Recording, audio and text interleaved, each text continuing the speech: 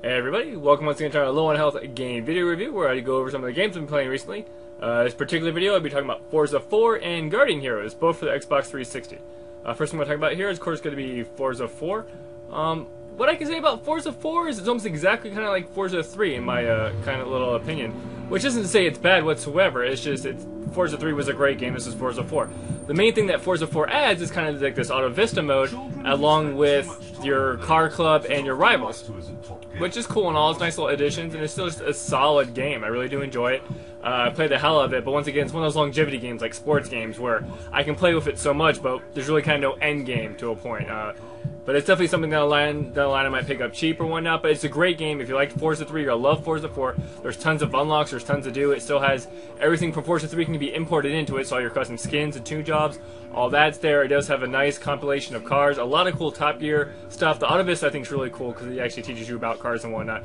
It very much kind of reminded me of the Hot Pursuit, the Need for Speed Hot Pursuit last year, where it had little car explanations and little audio diaries from, which is what I liked.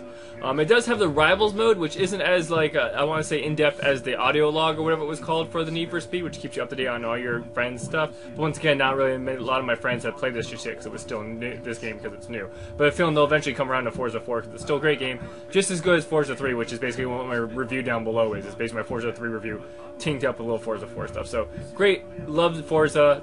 Moving on here. The next thing I'm going to talk about is going to be Guardian Heroes for the Xbox 360. This came out on XBLA. This is a classic, a good old-fashioned treasure game that was released on the Sega Saturn a long time ago.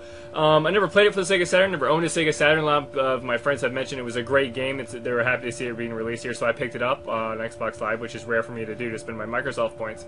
But, I mean, if anything, it's a precursor to Castle Crashers, and I love Castle Crashers to death. Kind of the only really bad thing I can say about the game is it's only 2-player, not 4-player. But it's still awesome. What I really liked about it is kind of how it has its branching dialogue and levels and whatnot, where it really just kind of makes you have to play through the game multiple times to unlock the different characters. Of course, you have different difficulties and whatnot. Each character plays differently. I like that. Of course, it has new additions to like arcade modes and whatnot. But I mainly just loved going through the story mode and just unlocking everything and getting this piece of a story and kind of seeing all the different angles from it. It almost kind of reminds me of like Alpha Protocol to a point. Just basically how if you go different paths in different ways, different encounters happen, and I think that's really cool.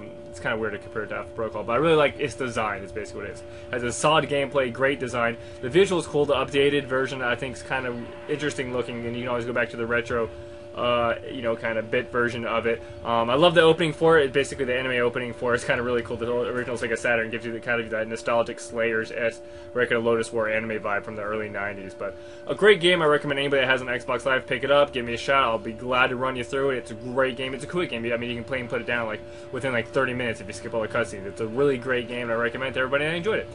So that's pretty much it. As always, thank you for watching, and I'll catch you next time.